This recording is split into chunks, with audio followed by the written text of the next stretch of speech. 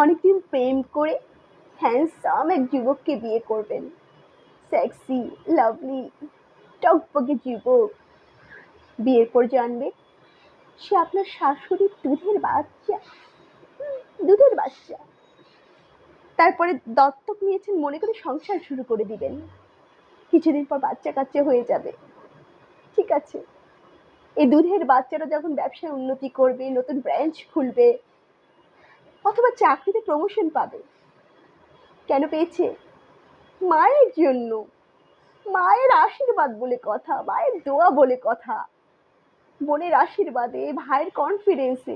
আর বাবা তো জায়নামাজ থেকে উঠে বসেইনি, দোয়া করতে করতে শেষ। হুম। আর ইনকেস যদি এই বড় চাকরিটা চলে যায়, ব্যবসায় লস খায়, কার জন্য? ডেফিনেটলি আপনার জন্য। আপনি আপনি করেছেন। যত অশান্তি ঘরে হবে, যত নেগেটিভ জিনিস হবে, যত কিছু হবে, চিল থাকুন, দোষ কার? আপনার। আর যত পজিটিভ, মায়ের জন্য। সব সুসংবাদ মায়ের জন্য। আরে মায়ের দোয়া বলে কথা।